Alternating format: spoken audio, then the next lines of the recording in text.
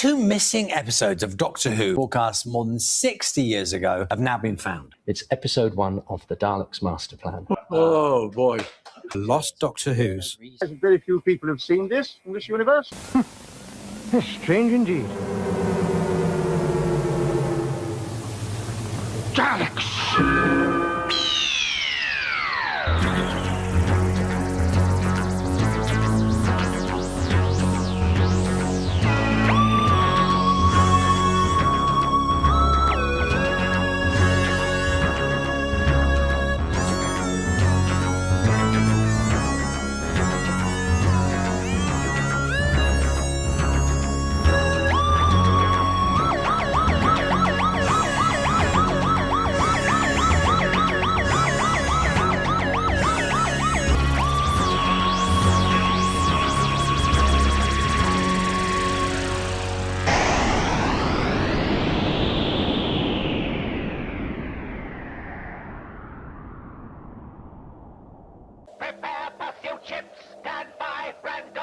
Splendid fellows, all of you.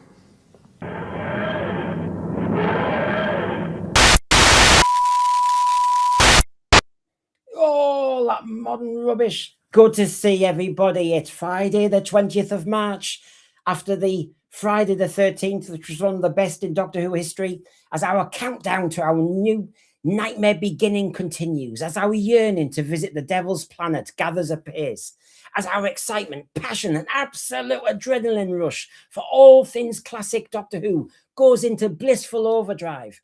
So all we can do is savor these moments with friends, sharing the numerous clips and information we are being fed by news outlets and Film is Fabulous, and count the days. I have Stefan from our Missing Episodes mini-series tonight, and he has great news of his attendance at the event itself in London on April the 4th. So much to talk about. So let's get him on and let's start looking at our hopes, highlights, and those magnificent clips. Oh, I tell you what, welcome aboard, everybody. This is going to be stellar because we're talking real Doctor Who that we've not seen for ages. Hello, Stefan. Anything to talk about? Oh, there's so much to talk about. I've been like a jack in a box this past week. It's been, you know how passionate I am about this. It's just to wake up that other day and just see that news was just incredible. I was really emotional. I went through the stages. I had to explain to my partner why I was getting so flustered, and it was incredible, absolutely incredible. And this is for Doctor Who fans, I think, the build up to Christmas. This is the build up to, oh my God, watching it. But the thing is, tonight, everybody, you may have seen, we've got all the clips here, all the clips, and we're going to talk about them. And we're going to talk about what we're looking forward to. So you join in and share as well, because tonight is all Doctor Who, not just talk, but we're going to view it. So Stefan, Film is Fabulous are doing a fabulous job, but they are showing us some tasty stuff. Yeah, I mean, there's probably not much of the episode left to watch with how much they're uploading. If someone's clever enough, I know they've been uploading it a bit randomly. If someone's clever enough, they could probably weave it together and make the episode by now. Well, a large section of the episodes by now. Well, I mean, I don't know about everybody else out there. I've listened to my audios again today, episodes 1 and 3, and enjoyed them and thought, right, I'm enjoying the audio. Now I want to get the picture. And of course, we're getting some of the pictures, and I'm adding my own, you can see here, because this has been the longest barren run, Stefan, since 2013 of no found episodes. It's been a long wait, and so we can all enjoy this, and it's understandable. We can enjoy all this. And yeah, there it is. He's found one. But, we all know they got burned, they got skipped, they got various things, those pesky Daleks. And yeah, there could be anyway. But what did Sue Malden say in her YouTube Film is Fabulous interview? She said, they're all out there. So they're somewhere. Yeah, I mean, they were recorded.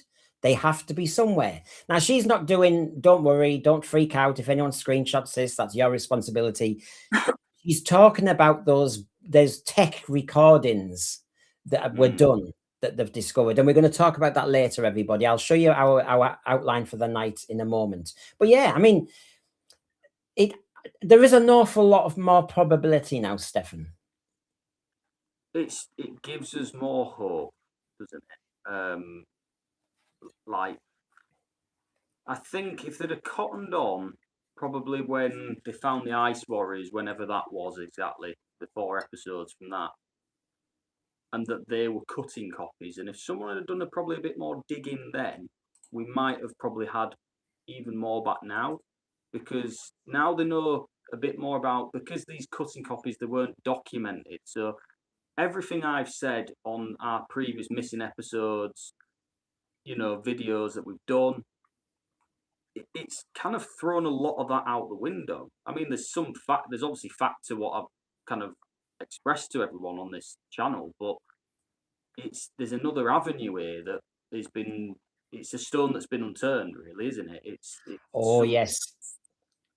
I call it the game changer moment. Yeah. Bill Silver here. I love the look of the black Dalek. It looks just stunning in company of the regular Daleks, and I'm excited to see more of him. You might see him tonight. You might see plenty in the clips tonight, Bill. So hang around, and I'm not going to make you wait long. Don't you worry, because we've got plenty. Can you believe that? We've had all those years, and suddenly I've got loads of clips to show you and discuss. And of course, talk about what we're looking forward to, what Peter Purves looked forward to, what Adrienne Hill looked forward to. Loads to talk about. There's the can. Look at that. The nightmare begins. Whoa. And of course, John Franklin himself, he's a teaser for a bit later. No one seems to have paid any attention to what the BBC called cutting copies, but what were in effect technical review copies. These copies and the other 4 copies that we found in the collection are all copies that were produced so that they could be reviewed by technicians to ensure that when further prints were required, they met the technical specifications that BBC set both for visual and audio. In other words, it was just a kind of backup copy. And of course, they've rediscovered now that they may be in people's lofts. They may be many out there. And the most exciting thing, Stefan, is they weren't recorded or catalogued.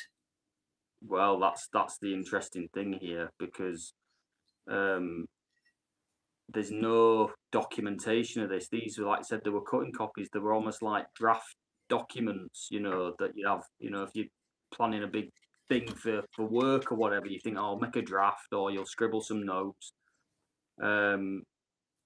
It's astounding, really, that we've got this. I mean, I know I've just seen what Stephen Braddock's saying there. Yeah. That's what I was literally going to say is Feast of Stephen, we know, most likely did not get any kind of cutting copy, because it was a festive episode. It was only supposed to be to keep the viewers watching but not have something to watch, if that makes sense. Because it was on Christmas Day or whatever. So there's a chance, I mean, I still think there'll be more Hartnells found, if I'm being truthfully honest, because again, there's no documentation of when these cutting copies sort of started and finished. We don't know if this practice may have ended in 1966, for example. We don't know. So, in my opinion, I think we probably will end up with more Hartnells that are returned generally, because they were the ones that had more copies made of. And like I said, with these cutting copies, I do think. Yeah, and you can see here, David Harding here says, so does that mean that this opens the door up wider to the possibility of getting even more episodes back at some point? That would be awesome. Well, if you saw my quote from Sue Malden, I mean, they've all been very careful, and quite rightly, and I'm believing what they're saying, but she's saying by the laws of probability, there is more out there, because they can no longer say they're chasing up all the catalogue stuff. Now it's the uncatalogued stuff that nobody knows was there. Remember, these 2 episodes of Masterplan are just bonus ones. Nobody knew they were out there. Well, that's a really interesting point as well. Is I know Film is Fabulous teased a couple of weeks ago on another post where someone had done the usual, asking about Doctor Who when it wasn't anything Doctor Who related. Now, the I think the exact comment was, I think it was John Franklin actually responded and said pretty much that the foreign sales are not the only way of Yeah. return here. So everyone just thought, oh, he's on about private collectors retrieving them out of skips. But to me, I think, look, we're never going to know the exact how this individual got hold of these 2 episodes. We don't know whether he was an ex-industry professional or what, and respect that they're not going to say anything more. And I don't think we need to know more if that's the wishes of the collector and what Film is Fabulous had said that they will honour. But in my opinion, I do think what may have happened is, did they work for the lab? Did they know someone who worked in the labs where these were sent? You know, is it? I'll keep talking because it went for a strange blank there. Woodhouse, Film is Fabulous have put up 6 teaser clips. I think there's even more now, and I've grabbed them all for tonight. So you sit back with your popcorn and you'll see. Now, remember, this is famously the Dalek Masterplan. Hugh Weldon, high up in the BBC, his wife adored the Daleks and she wanted the Daleks back. And this is the 4th time the Daleks came back.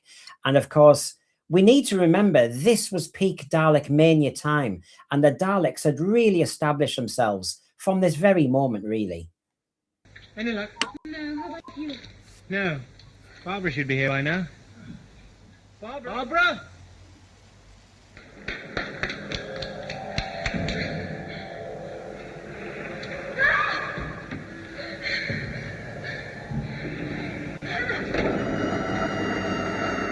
We've waited long enough for her.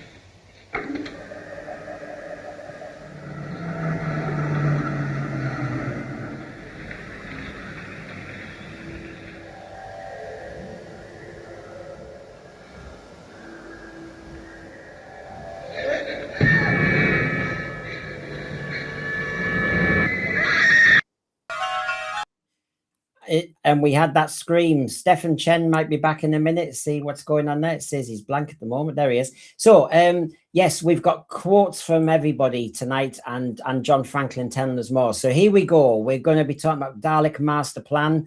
After the Daleks were so popular, they wanted them back again and again and again. I promised you tonight there's an outline, everybody, because I know you're all busy people. But here we go. We're going to start with, of course, we're going to start with the delights and the highlights of the episodes coming up, and what we're dying to see, or we've seen snippets of, and we want to just savor. Then we're going to look at Adrienne Hill's and Peter Purves's reflections.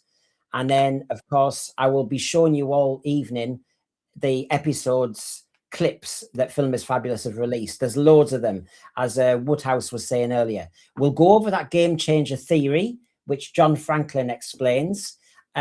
We've got Stefan, who will talk about his countdown to the April the 4th.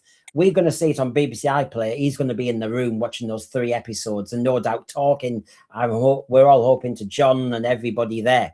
And of course, we're going to end with talking about Film is Fabulous and their amazing work as well. And Stephen Braddock, just to keep us in the loop. I saw this earlier. It's in one of the quotes I've got. Film is Fabulous are now saying the Ice Warriors was found at Villa's house, and they were cutting copies. So that would mean they were being made to at least 1967. There you go, Stephen. Yep, that's very, very true. And yes, and Paul, I can never say his second name, Paul Venezes, has particularly admitted that others have been tracked down, blah, blah, blah. So there you go, everybody. Plenty to talk about tonight. Now, this is the state of play as we now currently know. Mission to the Unknown, still missing. The Nightmare Begins Part 1, Part 2, Part 3, now in the bag. Traitors, well, there's a snippet. And Counterplot we've got in full. That's where we stand. So we've got this lovely flow into the series now that we can really enjoy and watch. And yes, there's plenty of colorized bits out there now as well. So let's get going. Let's see.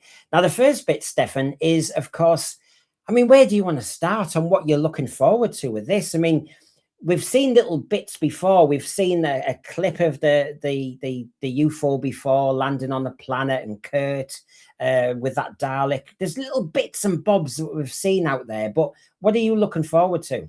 To me, it's connecting up all the dots, really. just in general, because we were quite fortunate with episode 1 that we did have those sort of sequences that existed, and this in particular, just to see it all sort of strung together. I think just Brett Vian, first appearing on screen, all that kind of stuff. It's just sort of, just to see it all steam together is going to be just amazing for me. Episode 3, I'm probably more excited for, if I'm being truthfully honest, because that whole kind of prisoner planet and all that just sort of always fascinated me, and how dark it was. Just to sort of, see a bit more of that, because we didn't have as much existing of it as well. Oh, I was listening today.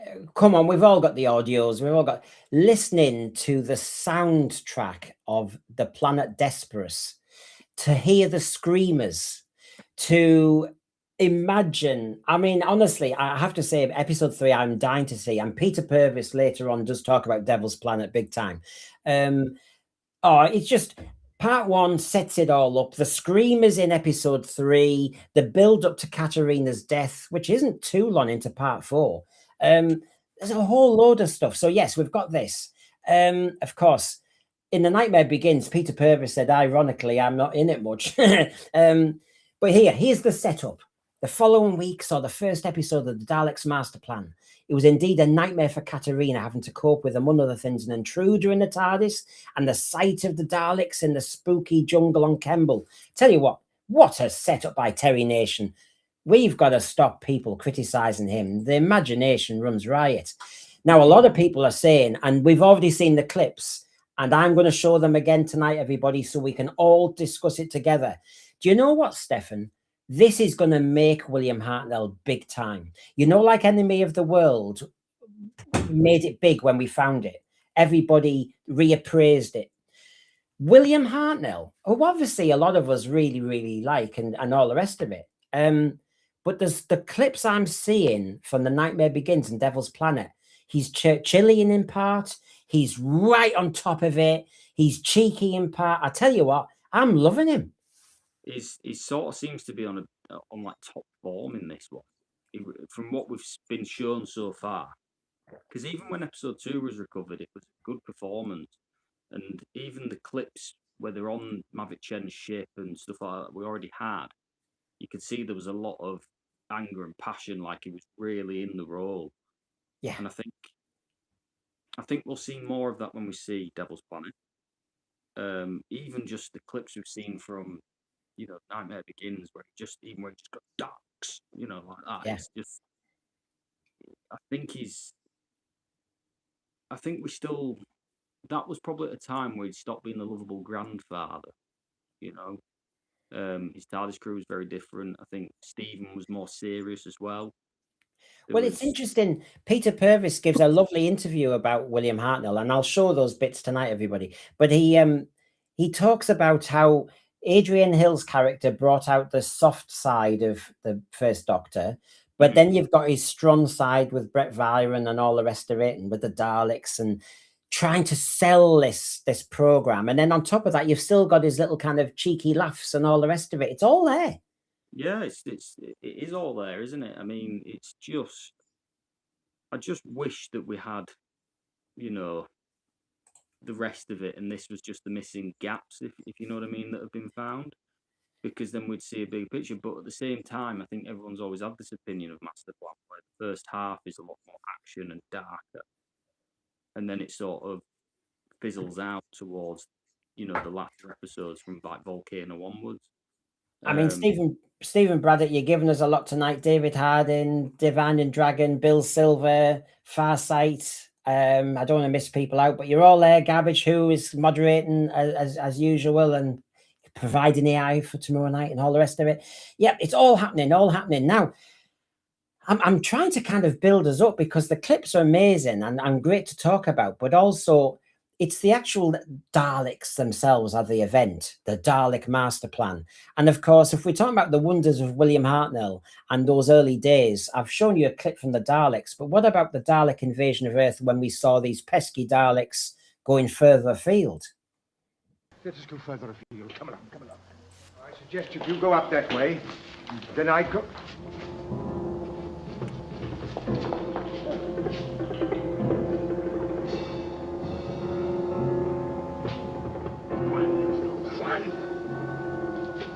What do you want? Stop! When I give the word, turn and dive in the water.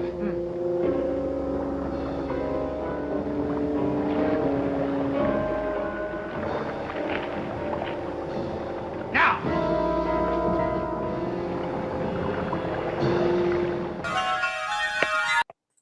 You see, this is it, Stefan, isn't it? This is it. The Daleks, every time they come back, they're in a different location. They seem to have slightly different skills, or now they have a supreme Dalek.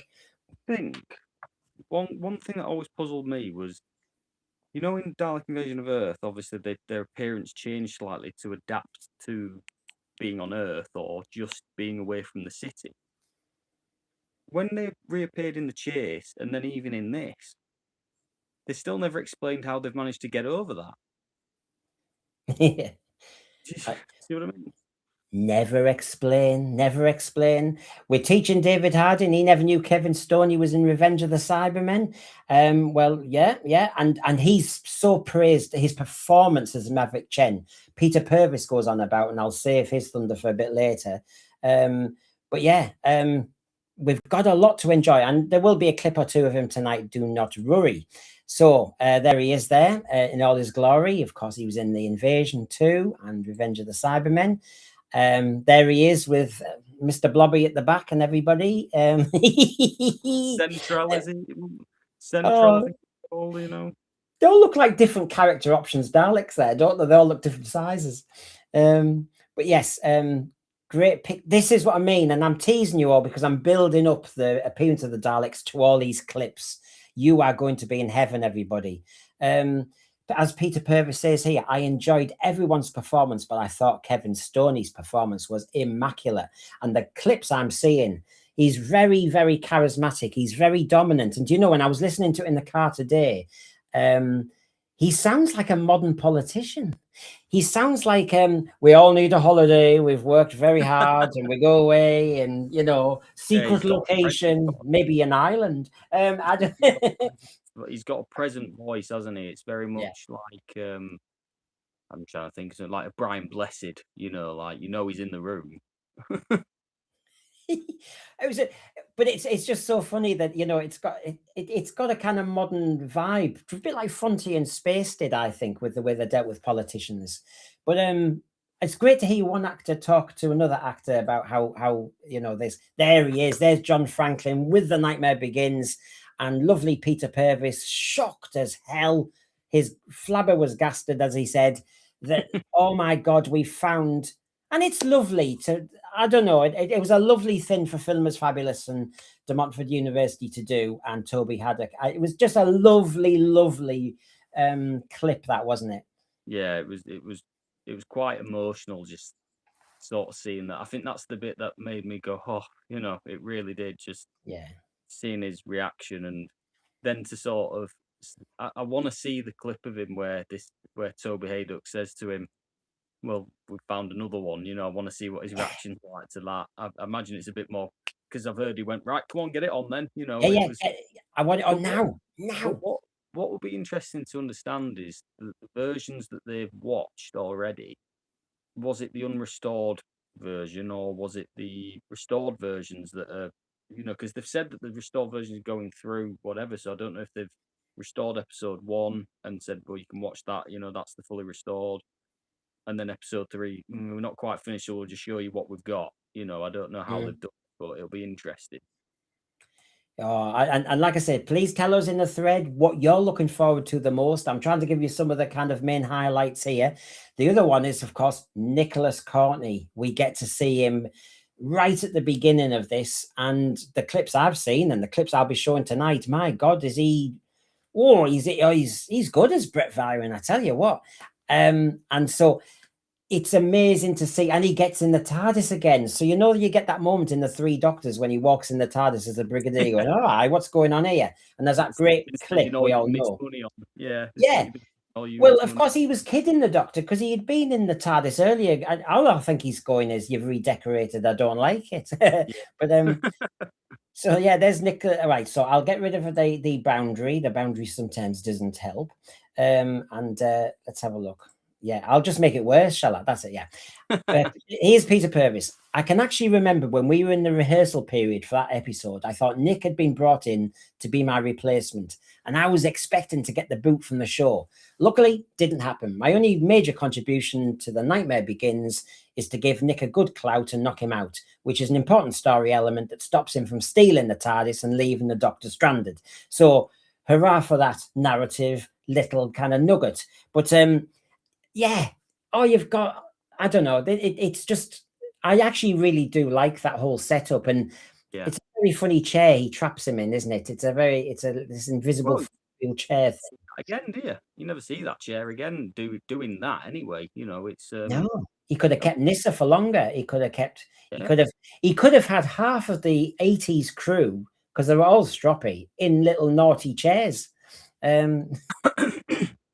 Yeah, he could have done. I don't know if it'd been the same show. Well, Dr. BDSM, I don't think has the same. You behave there, naughty step. You behave. Adric would never be off the naughty step, would he? Jen Sable, I'm kind of looking forward to Desperate and the guys arguing over the knife and the screamers. It was hard to visualize in both the target book and the recon, and we have it now. And yeah, the audio is fantastic, so it's got to really live up. I know it does. But yes, I am looking forward to that. And there you go, in his chair. The chair that could end up in some dodgy nightclubs or something, I don't know. But yes, he's stuck in this chair. I cannot move, Captain, cannot move. And yeah, and William Hartnell's quite delighted, First Doctor goes, I had this invented. I'm thinking the stories here from before. It's not the Fugitive Doctor, it's the stories. If anyone wants to write a prequel, we need the Doctor and the chair and who we had in it. yeah. I mean, well, yeah, that could be another side story we could do. Doctor in his chair, that could be another adventure. Might have been Susan's high chair when she was little. I don't know. It could have been that. Well, I suppose in one respect, it might have been one reason how he managed to get Ian and Barbara to stay. He's like, no, you're not leaving this ship. Oh yeah, okay. I tell you what, it raises too many nightmares. Can you imagine if RTD sees this episode now and he'll be going, "Oh, there's a chair." Like, oh, so that means David Tennant could keep Rose in the chair and she can't leave. I know, it causes mayhem. Let's declutter everybody. Naughty Brendan there. That was my fault. I veered into modern territory, which is pretty disgusting. So Dougie Camfield, superb director, says Peter Purves. No Doctor Who fans will argue. I was very impressed by his work on The Nightmare Begins. It was beautifully directed, and I know that episode 2, Dave Armageddon, is also exactly the same caliber. Dougie didn't waste time on anything unnecessary. He concentrated on the detail and the accuracy. Dougie knew exactly what his camera angles needed to be, which of course he had to, but that was one of his great skills. When I was working with him in the rehearsals, I'd be playing my part and he would literally be standing 2 feet away from me, being the camera, so I knew I'd have a big close-up there.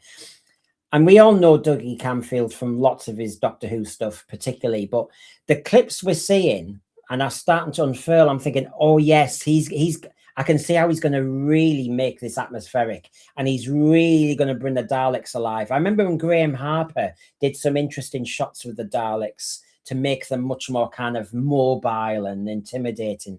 And I really get the impression Dougie Camfield was there years earlier.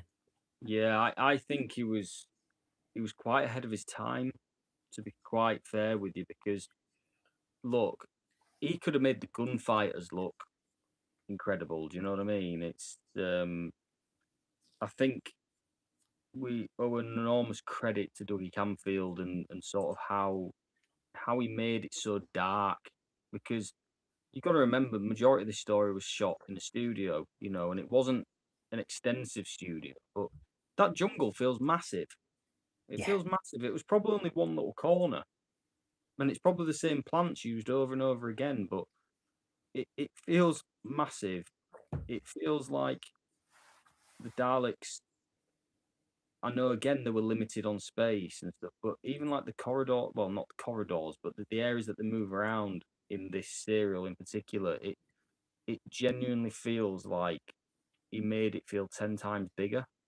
Well, look at this. Here's one Yeah. shot, sorry, because we are going to show all the clips tonight. I'll keep saying that, folks, because I mean it. I've got them all ready. But I've just seen Arthur's... I love the clip of William Hartnell saying Daleks. Now, I know because I used it in the prequel sequence. So I'm not going to show all the intro again, everybody, but I'll show that clip because I think me and... I can't think my brain. Stefan can talk about it, having just freshly seen it again. So here we go. Just for a second. Just for you, Arthur.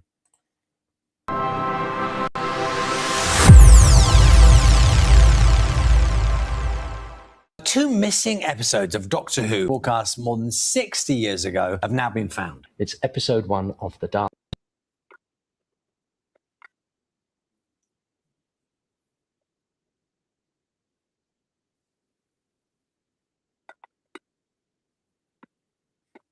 Hold on. It's something when happened there with the connection, so I'll do it one more time. Sorry about that.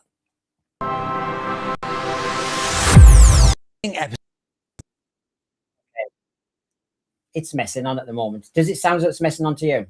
Yeah, it's doing the same. All right, so I'll just continue. Sorry, Arthur. I will. The clip comes up again in a moment, so I will do it that way.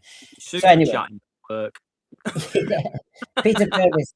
There is a treasure trove of surprises in store for Doctor Who fans, including one moment that particularly delighted Purves. There's a lovely sequence following on from when Bill has been attacked by Nick Courtney's Brit of Iron, and he looks like the mad professor. His hair's all over the place. And you'll see his wig. You'll see the clip. It's all there. So there just seems to be lovely touches. Some people have picked on this. They had the script there, and they said they never knew what this planet that was mentioned in the script looked like. And now everybody can see what the planet looked like from actually refinding these two episodes. Now, this is from 5th of November, 1965. And so you can see this is from early doors. And look, black with a light sprinkling of white dots to represent stars. This represents a view from a spaceship, and camera will pan over it. And of course, there's a lot of people who do Doctor Who research and they're saying, but we never knew what it looked like. Now you can see. And we'll show the restoration as well of all that. Then, you know, the Terranium, having a look at that, and they have to put the visors on. It's all there.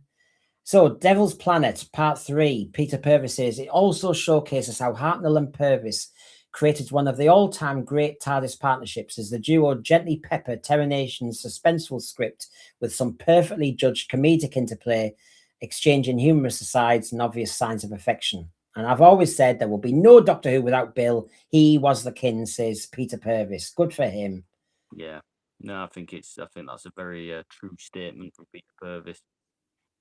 There's something very endearing about hearing loyalty and friendship like that, because I think it's too trendy at the moment for people to have a diss on William Hartnell. And I think it's number one, unfair.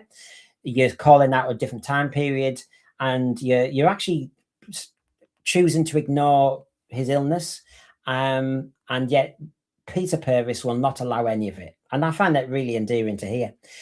Bungle Bear, given it was originally shot to be aired on small 4 or 5 line TVs, the clips so far show it works on big modern TVs or even in a cinema screen. Well, we'll be talking to Stefan a bit later tonight about he'll be seeing it on a big screen, I think. On the 4th of July, what am I saying? Don't make me wait longer. Yeah, you don't want to wait longer. No. Good old Verity Lambert. I don't think she had any choice in this one. We have so many different villains and monsters. I mean, take your pick from then. Zephon gets a lot of mentions in these early ones. Trantis as well. Now, just as anyway, I'm well aware that the videos are playing up, so let's just experiment with one of them. This is the Dalek Master Plan from a different episode as we build to the restored clips, everybody. But of course, it's the Dalek Master Plan. You're not going to knock it tonight, are you? Here we go.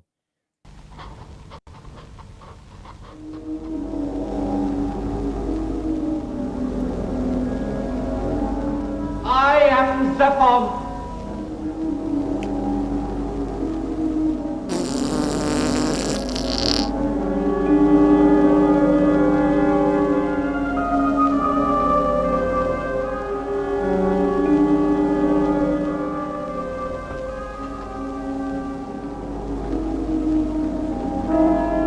The master of the fifth galaxy has... You seem lost, Representative Zephon. Here's your place next to me. The seventh meeting are in sessions. I have important news.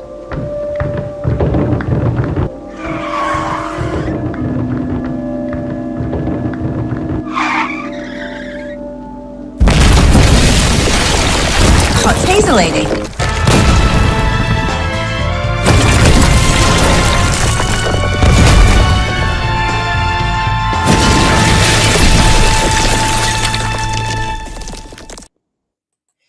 It was all thanks to Garbage Who AI for that. It would, Stefan. Me doing that joke at the end shows you how literal nowadays Doctor Who is compared to in those days, where it just went for great atmosphere and. Yeah, of course. To me, this Dalek Masterplan has so many vibes of Buck Rogers or Flash Gordon just so many different characters. So expansive. I mean, like, just shout out against the Garbage for them again, because that to me and the other one for Masterman, I think they're two of the best ones he's ever done. Because I remember when we were sort of researching, coming up with ideas and stuff. I know I kind of threw a few there, but I'd have never dreamt of these ones, and I love them. They're two of my favourites. Well, I'm just going to show you Mordrin. I like Mordrin as well. Yes, yeah, that's true. Hartnell's Ghost, good to see you. He likes it when we do live. Big shout out to Raymond Cusick, of course, for his set design and his Dalek design. Of course, never should that be forgotten. Adrienne Hill, who obviously, because she's hardly in it, hardly gets a mention even in Doctor Who history, Katarina. But she does say a few little things. And of course, first of all, Peter Purves did want to say this. I liked Adrienne a lot. In The Nightmare Begins, when she's looking after me, we can see that she was given a really nice, sweet performance. I think she was very unlucky because she was introduced in the Mythmakers as the new Doctor Who girl. But very quickly, they realised they would have to explain far too many things to someone from Troy. It was too complicated and they wrote her out. It was a great shame that she had to go because her performance was calm, sensitive, and I thought she brought a lovely performance out of Bill, who was very tender towards her. I think it worked. And it's really sad that Adrienne didn't have much of a career after Doctor Who. Again, lovely thoughts from Peter Purves, and we get to see so much more of her in episode 1 and 3. Yeah, totally agree. I think, to be honest, I mean, it was always the thing for Bill to have a granddaughter-like figure in the TARDIS. So obviously when Susan left, his attention turned to Vicky. And then obviously she leaves. And then you get Adrienne Hill as, Katarina. Now, like people have said, she probably didn't get a fair shot at it. And you kind of think, yeah, he's right in what he says about the fact that too many questions would need to be answered and all that. But I suppose it's unlike what Patrick Troughton's Doctor had to sort of deal with Jamie and obviously with Victoria as well. But was sort of being from Troy a bit of a stretch too far. She's Greek at the end of the day as well. It's not. I mean, I could see so many jokes from this when I seek perfection and is this my temple of perfection? And I can see. Instead of me going Poppy, I can say, "Is this your moment of perfection, everybody?" Arthur here. I will try and show that clip again in a minute, but as you say, I think the recovery of these 2 episodes is the best Doctor Who news we've had in the entire decade so far. Arthur, yeah, there's not much competition, mind you, but I take your sentiment. But I mean, there's not much. I was excited that it was coming back with the specials, and then they weren't special, and that's when it all went collapse. But yeah, oh no, this is undoubtedly for so many reasons. I mean, come on, he's the original Doctor. The Daleks are still only into their 4th story, and it's early days. It's Douglas Camfield. It's Nicholas Courtney. We could go on. There's just so much to say why these are the wins of the decade. Adrienne, what do you recall about your 2 directors? She adored Dougie. Isn't it funny? The actors all really got on with Douglas Camfield. And then she talked about Bill Hartnell. He was a magnificent man. When I went to a convention last year, they were showing some of his old episodes about the French Revolution, and it suddenly hit me again just how commanding he was. I find it quite startling to see those episodes again. So you see his performance. He used to get a bit crotchety, but it was the drying I remember most. It was a terrifying situation for him. We wouldn't go back and edit things out, so you had to be on your toes. And because you really did not know what Bill was going to say or where he was going to go, so they had to kind of go with that. So, of course, there's the nerves of that. And she talks about how she got the role. And so, yeah, Donald Tosh and John Wells then had a rethink about it all. While the Doctor found her charming, Stephen found it hard to appreciate her total ignorance of so many things he took for granted. She calls the ship a temple, and you get those clips in Dalek Masterplan. So let's get going, shall we? Because I know everybody out there is desperately wanting to really look at some of these clips and see what our reactions are. So let's first of all just hear from Peter Purves, because, of course, he's the man of the moment. So finally, as I watched, I gradually grew in confidence as it went on, and I stopped being speechless and feeling stunned, and then just felt very happy to see this rather good episode for the first time ever. It was excellent. Nightmare Begins.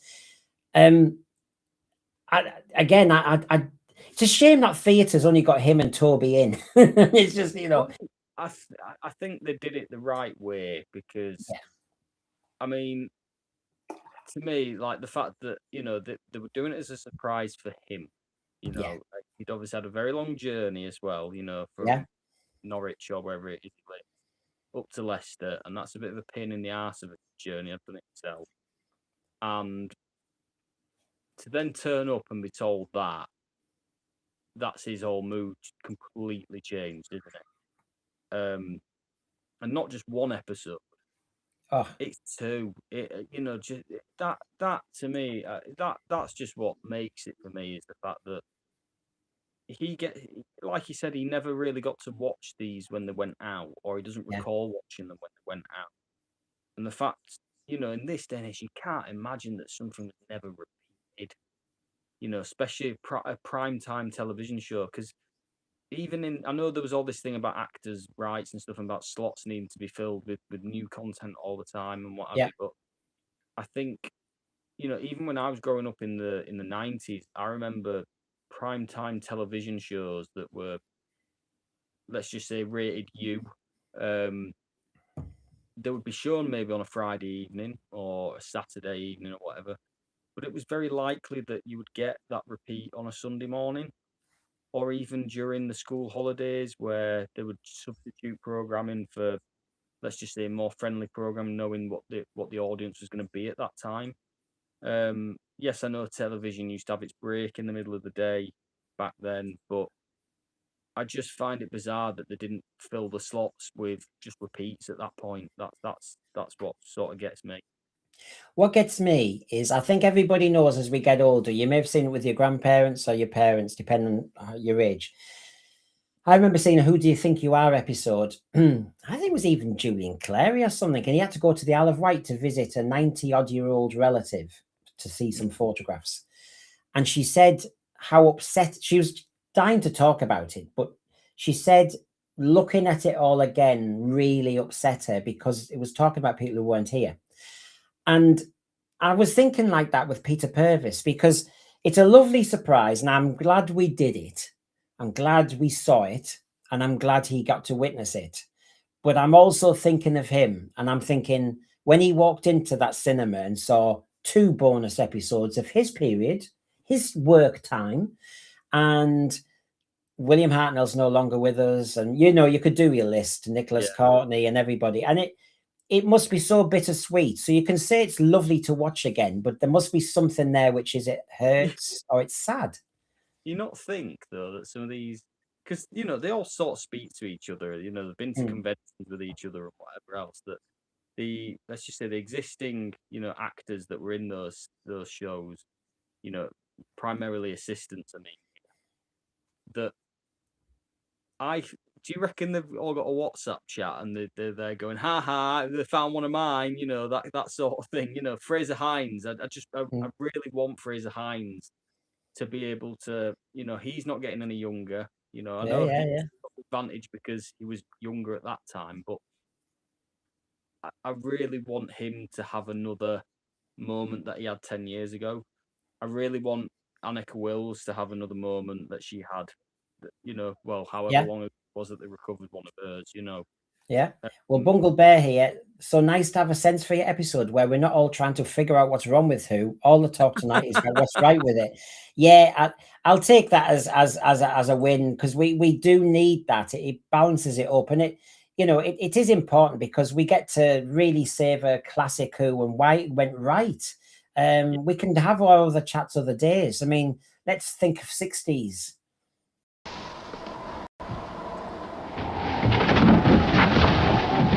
Victoria, the TARDIS is that way. We don't know where he is. Run!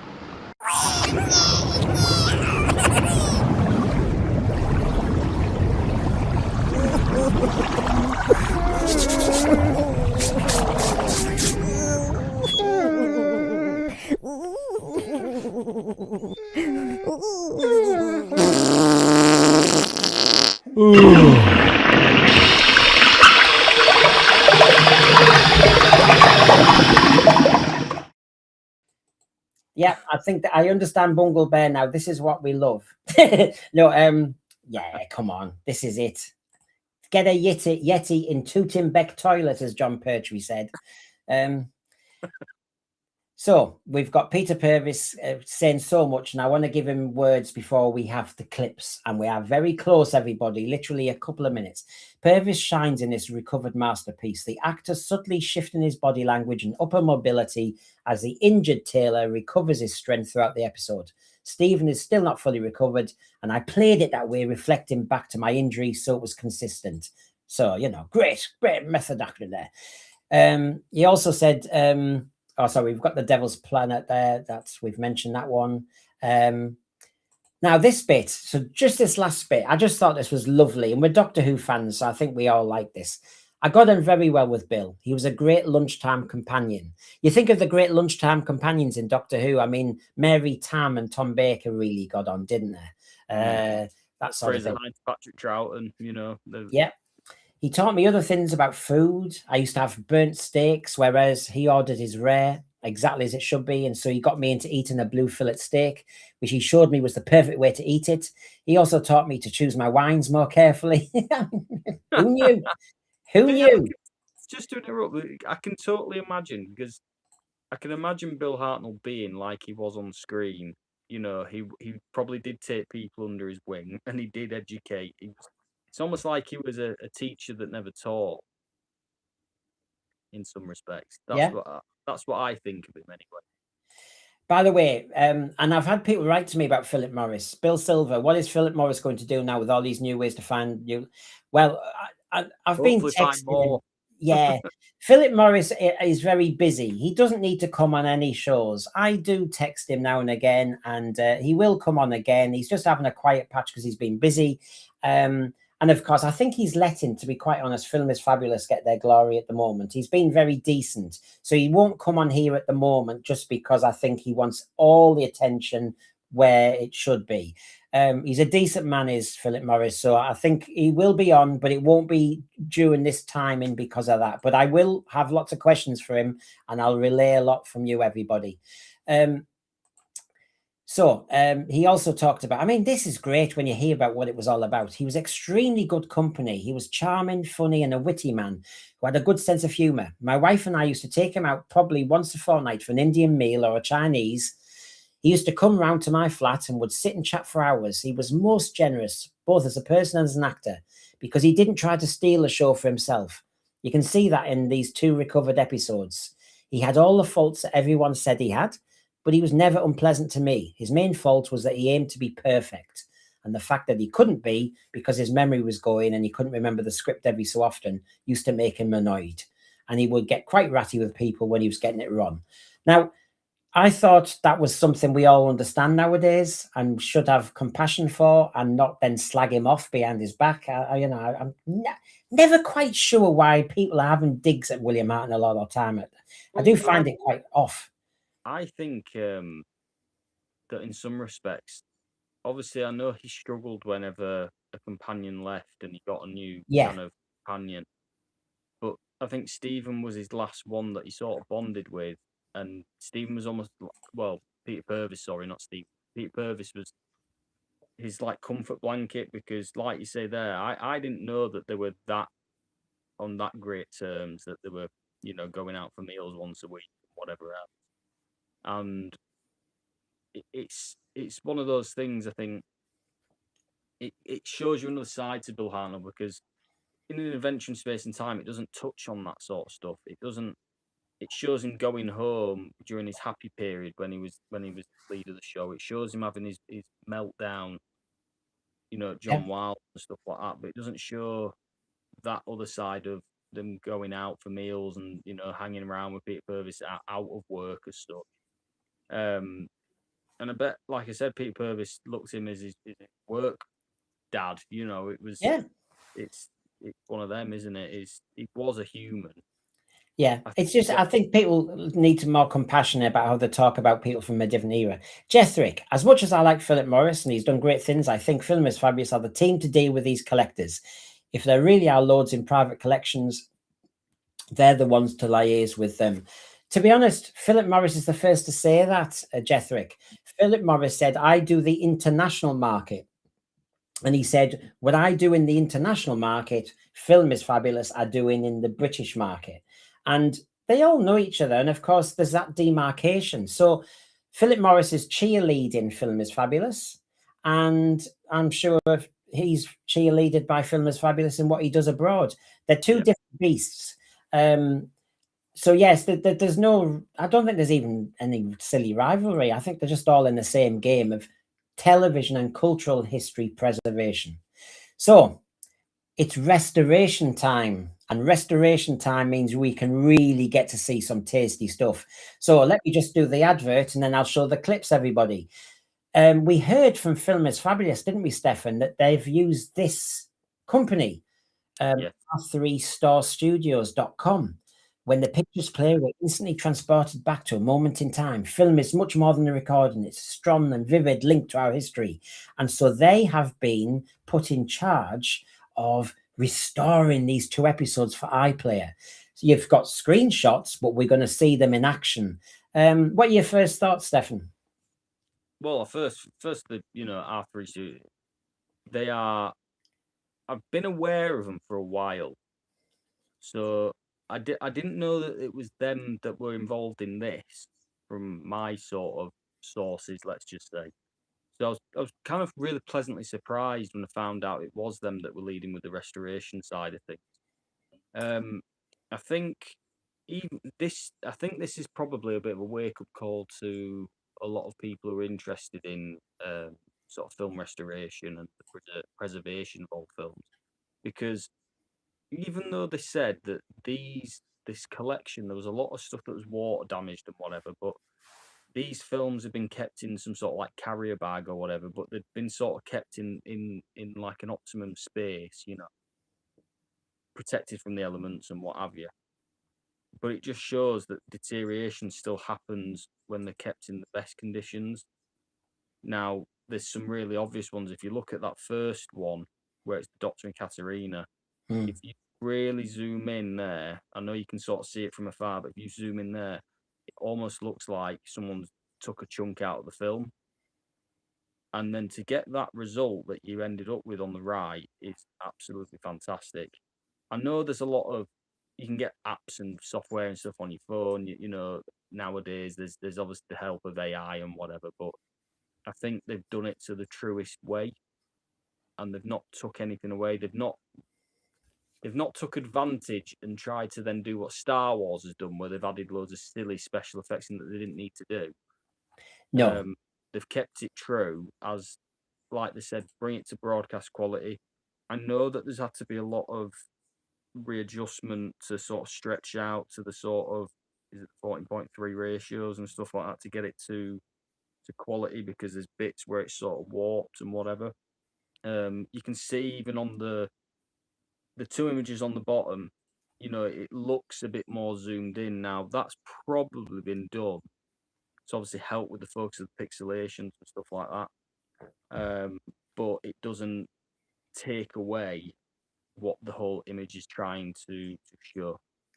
Well, they're screenshots. Let's look at them. Let's watch them. Everybody, come on then. Have you all got your popcorn? Have you got your cup of tea? Have you got whatever your pleasure is there, everybody? Are you all in your invisible, strange chairs that William Hartnell invented for the TARDIS? Right, well, you're all pinned down now, and here we go. And we'll just first of all watch them, and then we'll then have quickly discuss them. We've got 2 lots of these, by the way, because Funmas Fabulous give us more today. So we've got about 12 clips, everybody. And then there's other clips, and then there's others. Oh my God, this is only the beginning. Uploading more. They keep uploading more. We No. can't keep up. The Doctor Who pleasure starts now. Here we go. Enjoy, everybody. Analyze the contents of this reel.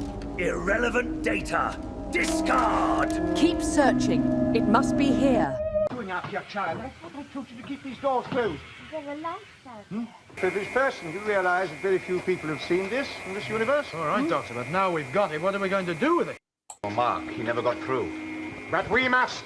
The Daleks will stop at anything to prevent us.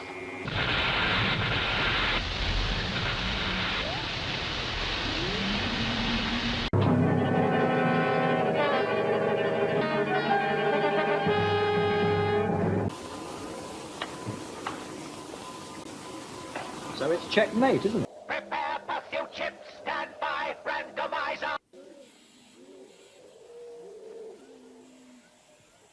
Isn't that interesting? I'm sorry, William Hartnell. It is very interesting. So I'll play these this time and pause them, Stefan, to get your reaction and to let everybody feed in, because we're seeing different bits from Devil's Planet and Nightmare Begins here. They're playing around with us. They're teasing us. Yeah. But there's some snippets of great performance and things we maybe didn't know. So, of course, this was a great unearth, but nobody'd ever seen this. Analyze the contents of this reel. Irrelevant data. Discard. Keep searching. It must be here. So that's an exclusive, everybody, for you. No, now. Imagine if that was just somehow put in the episode. Like, what? Yeah, it just slipped in. Yeah. Why is there a U? Why is ET in it? So, okay, everybody, focus on the performance here. So here we go. A bit of Katarina. Doing after your child. I told you to keep these doors closed. There are lights out there. That bit's from Devil's Planet. She's looking outside on the penal planet, and of course, there's all the, I don't know, the bat-like creatures in the sky and all the rest of it. I get it's almost like Wizard of Oz with, you know, them flying monkeys, all that stuff. Yeah.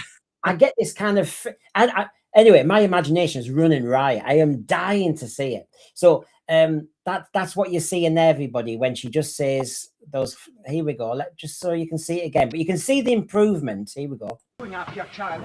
I told you to keep these doors. There are lights out there. It's interesting performance, isn't it? Because she's sounding almost childlike, isn't she? Yeah, and I think you have to remind yourself that she isn't, you know, and from the audio, you kind of, when you listen to it, you kind of think she's younger than she actually is. I mean, I can't stop smiling when I see this, and they keep uploading these 10 sets. I keep thinking, no, don't ruin it from when we actually get to see it. But I keep kind of going, no, I've got to see these bits now. You know, I could get run over tomorrow, you know, not see this. So I just think seeing it, like just these clips that they keep uploading, it's really nice, really nice. Well, come on, everybody, let's dissect them together. So we've got this bit from Devil's Planet. Jethrick says, I know it's a common one, but Dalek Masterplan 12 is my holy grail episode. It sounds so intense on audio, and I just have to see how they managed to convey it on the screen. Yep, no, the deaths. The scene, that is one. Now we've seen how there's the clip of where the Doctor finds Kurt's body, you know, the skeleton, that they weren't afraid to go a bit graphic. Now I think, you know, it'll probably confirm our suspicions when we discussed this last time that, you know, that I bet that final scene is quite graphic. Yes, well, no, definitely. So we've got that nice little teaser there. We've got people mentioning various little things. I'm trying to keep up with you all. There's some amazing little comments. So let's do the next one then. Let's have a look. Privileged person, you realise that very few people have seen this in this universe? All right, Doctor, but now we've got it. What are we going to do with it? Oh, Mark, he never got through. But we must. The Daleks will stop at anything to prevent us. Oh, this is when... Go on. Yeah, I was going to say he means that. It's almost like someone's hid his pack of fags and gone, you know, do it on nicotine withdrawal and just see how angry you can be. Yeah. Show it again on the big screen, everybody, because this is our first Doctor, as we hoped he would be. Here we go. Oh, Mark, he never got through. But we must. The Daleks will stop at anything to prevent us. Oh, you see... He's on top form, isn't it? He really is on top form. I know it's fresh for us to see it, but I can't really recall another performance that he does that is like this. You see, when we had the 5 Doctors, you see, I'm from a different period. So when the prequel to the 5 Doctors, you know, from the end of the Dalek invasion, when he says goodbye to Susan, that's a very Churchillian type speech. It's really good, and he delivers it with aplomb. The time, wasn't it? Yeah, and I find that with this clip, which to me is like a new discovery, and I look at it, and he knows how to play to camera. He's formidable. He's your Doctor. He's in charge. He's against the Daleks, so he can't miss. Do you think, though, that this may influence whoever seeing this recovered may, I hope, influences who they may choose as the next Doctor? Because I think they'll look at this and go, wow, we need to kind of go back. I know they did it with Capaldi and whatever, but they may need to go, let's go for an old bloke again. Do you know what it makes me think, Stefan? It makes me think that when Stephen Moffat messed with the Capaldi finale, and we had a version of the first Doctor with David Bradley, and we had these knockabout comments about what he said to Bill Potts and that. And I'm thinking, stop playing with the first Doctor. This is the first Doctor. This performance here that you're seeing is so different from this weird performance in Twice Upon a Time. It's just not fair. And really true fans, Stephen Moffat, you would not dare mess with this. Let's see this one more time, because I'm sorry, I can't recognize the first Doctor from what you wrote in Twice Upon a Time. But we must. The Daleks will stop at anything to prevent us. I mean, God, right at you. Absolutely brilliant. And I'm so pleased I've found that. That is brilliant. I don't even think they've got these lines pinned up in the studio at that point. And even if they did, I don't care, because it just does it so well. It does. Now, somebody in the thread was talking about AI, and that's a show coming up, everybody. I've got a show coming up about that. So let me just show you. If you've all got comments, send them in. My Media Insider, God, it looks so bad. Season 21, he says, stop using AI on our Doctor Who, ? Because it is a debate after all. Join in, everybody. Look out for that in the next few days. But yes, so I'm on the money. Let's look at the next clip. Well, we all know that's what they did to half the episodes. That's what they were going to do to the Daleks.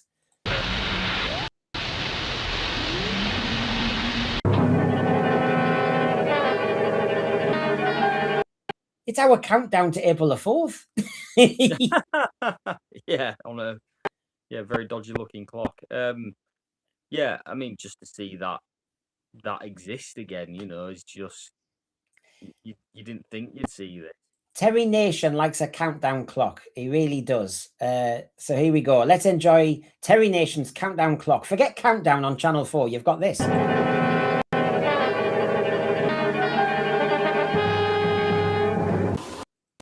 Oh, yeah.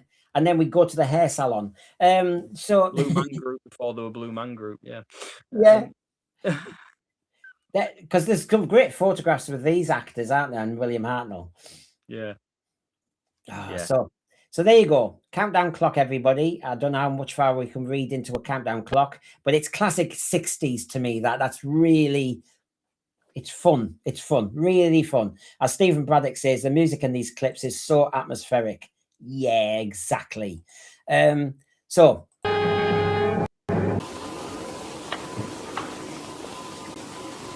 it's checkmate.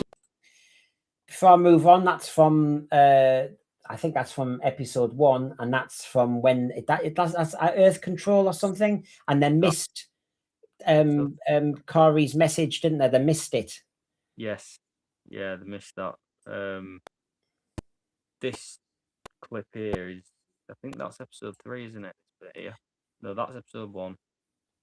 And then apparently, yeah, apparently these bits is they've missed the distress call from Hemble. So here we go. All the bald heads, which we, like I said, William Hartnell has some great clips with these, and then you've got this checkmate moment when they're just blathering on. So it's checkmate. Now these are restored, so some of them it's hard to see the difference. Maybe they were just they look all right in the first place, but so a lot of them are darker. We see the darker element, don't we? We see that there. You've mentioned whether it's dust or whatever, some script, you know, I mean, you can see there the definition's a lot better, isn't it? And it helps to show the performance, especially because it's that 60s television where they all go to the camera so closely. So most of the time it's darker, and you see, this is Doug Camfield. Let's just look at this again. Doug Camfield. Sorry, look at the there's a comment that put up there for him. Is that right, sir? Yeah. Hey, we're not going deeply dippy. I tell you what, here we go. So it's checkmate, isn't it? Prepare pursuit ship, stand by, randomizer. Oh, it's amazing to see Mavic Chen just mixing with the Daleks on, you know, as an equal. Yeah, it's just like I said when we did this initial show originally, there's that clip in episode 5 where he just sort of pushes one of the Dalek eye stalks out the way, just like that. You know, and you just think no one else was able to do that in the show. There was no other, you know, you had your Littons and people like that, but they didn't have the same sort of control and conviction as Chen did. Jethrick, such a cool set for a relatively small bit in the story. People are enjoying these clips. Let's have a look. Here we go. Prepare pursuit ship, stand by, randomizer. Isn't that interesting? Very interesting. So there you go. That's the first little bits of clips there. I mean, they really are good stuff, aren't they? I mean, when you see, I mean, you can see the improvement either in the definition. That's the one you were talking about. I mean, when you see that, hell of a difference. Yeah, they wouldn't have been able to have sort of show us it without restoration. I mean, it's not like when episodes were found previously, there was always a bit of a rush to get them out. I think it was Tomb of the Cybermen, people said straight away there was so many skips and jumps. I remember when they unearthed Underwater Menace episode 2, and they uploaded that short clip onto the BBC website, I think it was, the Doctor stood with what's he called now?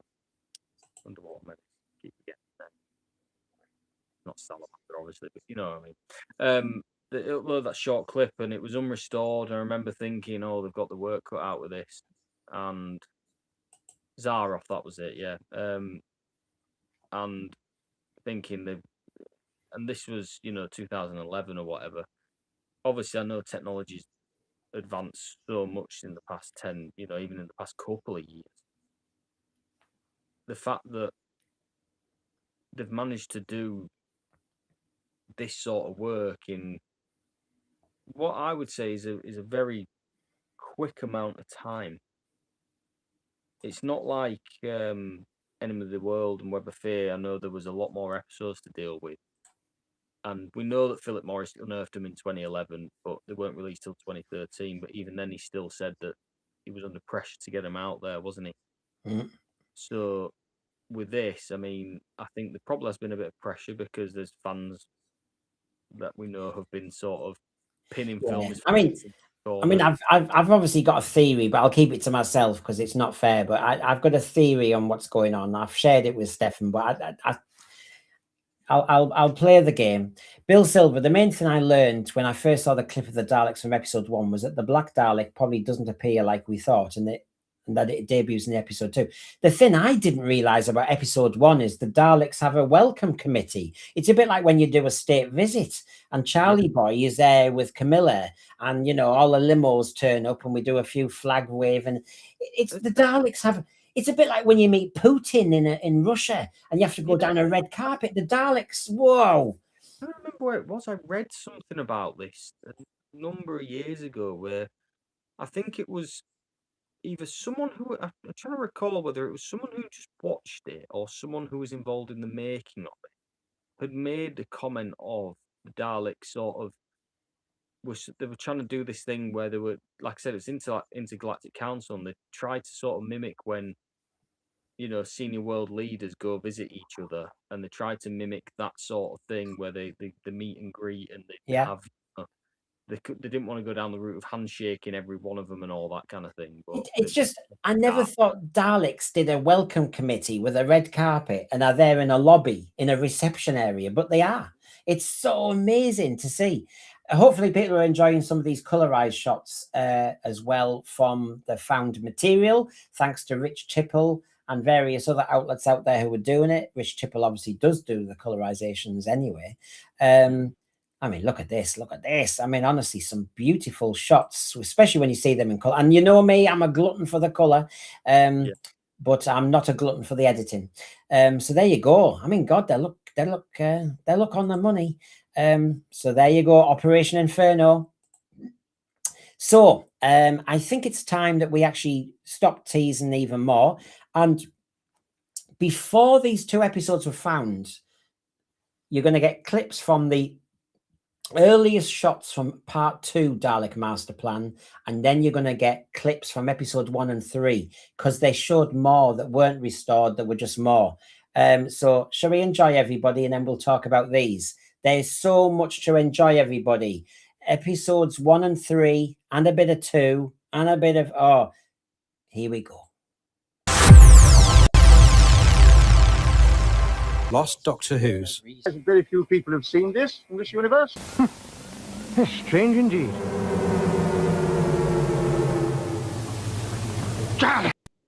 That's for you, Arthur. Here we go. Let's do that again. Oh, I mean, this is what he loved. Strange indeed. Daleks! Inform base security. What are we doing out here in the jungle? We had to leave the temple. I'm in charge of this situation. Will you shut up?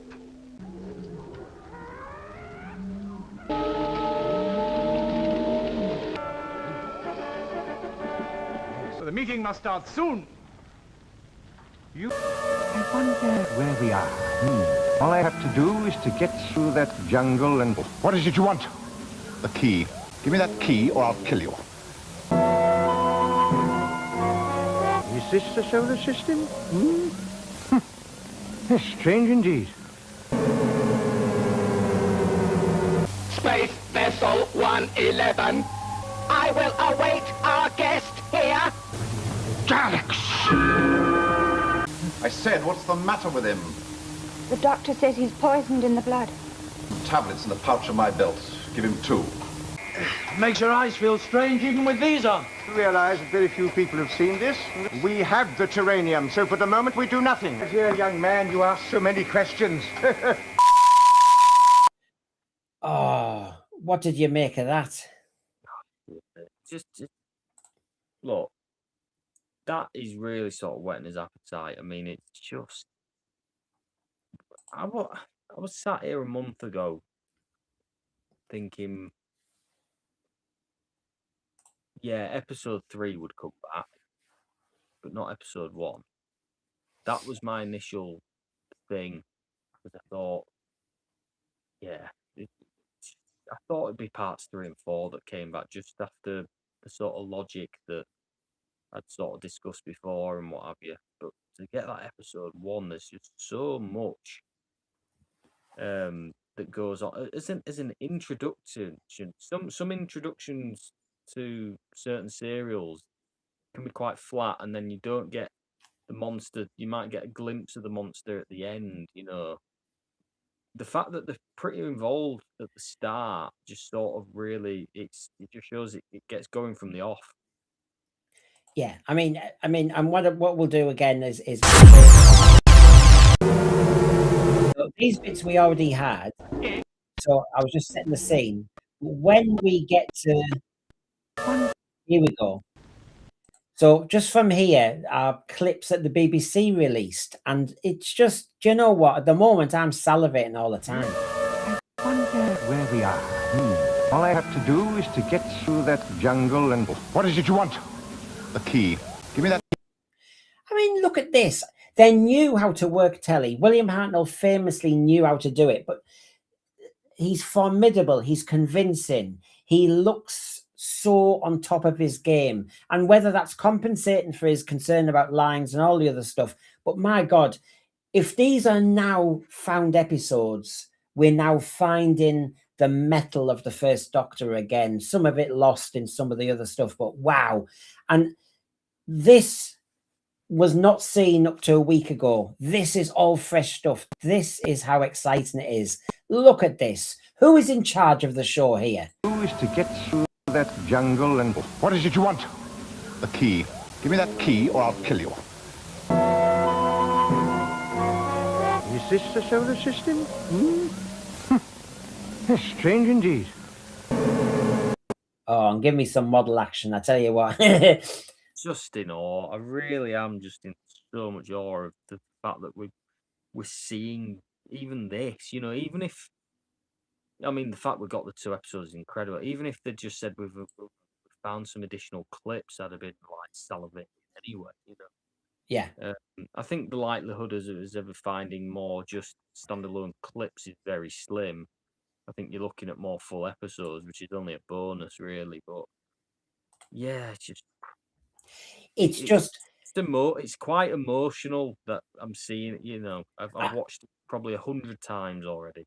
Well, you can tell. It's like me being a kid in the summer holidays when you had the Flash Gordons and stuff. And even though you saw it was, 1930s and stuff, you could see the model shots and the clay people, and you could see the imagination and all the rest of it. And look at this set. Look at this model work. We're on one planet, then we're in a spaceship, then we take off, then we're here. This is great. Then there's a death of a companion early on in episode 4. And you build to that very quickly. She says early on in Mythmakers, and then in the prequel, she talks about, a portent of what might happen and all the rest of it. When you think of all the modeling with Adric in Earthshock and Time Flight, and you think, no, we just got on with it here. We just got on with it. And when you hear the moments afterwards in the script, when everyone in the ship were quiet after she died or saved the crew, and the Doctor talks about her, she's now, I hope she's found her, for forever perfection. She's now a girl of the gods or something. Fantastic stuff. And so nicely done. But honestly, it just gets my excitement going much, much more. And I can see in the thread, Farsight, and a lot of people are saying just the same. Jethric here, 1 and 3 rarely even got mentioned in rumours. It's always 4 due to the Blue Peter thing, and sometimes 11 or the Feast of Stephen. 3 because there was the clip from 3 as well. So that's why we always thought it could be 3 and 4. We know that was loaned as part of the group that went to Blue Peter. It's interesting that Dalek agent here says, is there any footage of the screamers from Devil's Planet? They have not released it. I think that's what they're saving. I think from what I understand is whoever it was, I think it would have been Toby Haydock, to be quite honest with you. I think he has sort of consulted and gone, show this as part of the clips you can sort of show, but keep this bit for now. Yeah. I think that's come from someone like him who's gone, no, keep these bits back. Yeah, because I'm salivating for that, so you might as well, you've got to do that. Don't forget, we've got an absolute treat with this, and we're so happy with it. It just makes you think, like, what else have we got to come? What else are we going to see? And just when we see it, I think it could be as close to as a jaw dropper than we've probably ever had. The thing is to say, everybody, we need to save every moment. Let's not jump ahead by going, what's next? What's next? We should go, right. Enjoy episode 1 and 3. Absolutely live it up. It's like the Christmas you'll never have again. Let's just do it, because you don't know what's around the corner. There may be more episodes, Stefan, but it might be years. And so the point is, let's really, really enjoy this. Dalek Agent, this is a masterclass in sci-fi perfection. Hartnell and Camfield have forged a cinematic titan, capturing the Daleks at the absolute height of their powers, a zenith tribute to the legendary TV 21 era. And we've now got 5 episodes of the 12 to watch of that. Here, Dalek Agent. Stephen Braddock, I know, I'm pinching myself. I can't believe I'm watching something I'd never, ever see. I never expected this. Yes, Zephyr gets exterminated. Well, he gets executed is the word they use in episode 3. Yeah. Strange indeed. That's great model work. Vessel 111. I will await our guest here. You see, they have a reception lobby. Who knew? Who knew that the Daleks put out the red carpet? They have all the vol-au-vents out. You know, you have... I love this. Absolutely love this. They're so sneaky little devils. Here we go. We've got to do it one more. Space Vessel 111. I will await our guest here. Daleks!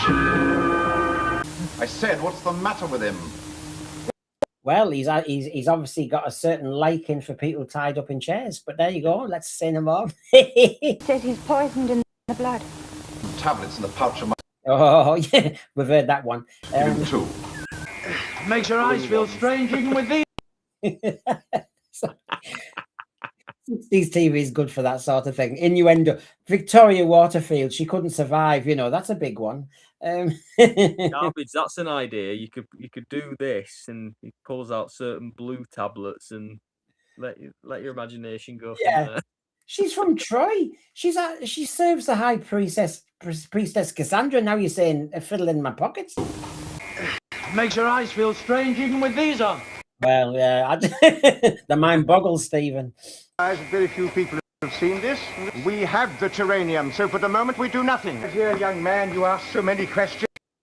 Well, we've got loads of questions, and you're not giving us answers because half your blooming episodes are missing. So, let's just take one more look at this. There's more to come on the restorations, but let's just enjoy because we've waited so long.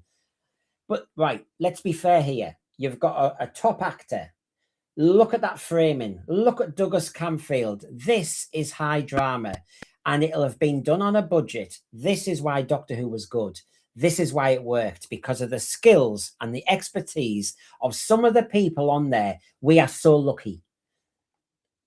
Guest here. Daleks! I said, what's the matter with him? The doctor says he's poisoned in the blood. Tablets in the pouch of my belt. Give him 2. Makes your eyes feel strange even with these on. Realize that very few people have seen this. We have the terranium, so for the moment we do nothing. Dear young man, you ask so many questions.